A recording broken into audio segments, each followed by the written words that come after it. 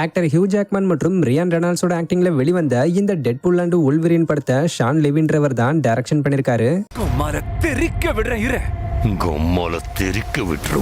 ஆக்சுவலா director Shawn Levy வந்து இதுக்கு முன்னாடி pink panther, night at the museum, free காய் மற்றும் மேடம் ப்ராஜெக்ட்னு இப்படி பல சூப்பர் ஹிட் படங்களை எடுத்திருக்காரு. ஆக்சுவலா 2016 டெட்பூலோட தேர்ட் பார்ட்டுக்கான டெவலப்மெண்ட் ஒர்க்லாம் 20th Century Fox production company start பண்ணிருக்காங்க.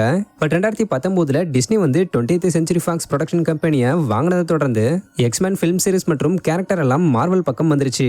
இதனால அந்த டெவலப்மெண்ட் ஒர்க் எல்லாம் அப்படியே கடப்புல போட்டாங்க.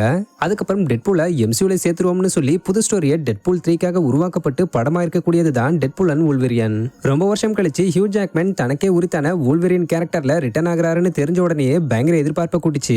அதுக்கேற்ற மாதிரியே தான் மோஸ்ட்லி இந்த படத்துக்கும் பாசிட்டிவான ரிவ்யூஸ் கிடைச்சிருந்தது. ஸோ $200 மில்லியன் பட்ஜெட்ல எடுக்கப்பட்ட இந்த படம் இது வரைக்கும் $1267 மில்லியன் கலெக்ஷன் பண்ணி வேற லெவல்ல ஹிட் ஆயிருக்கு.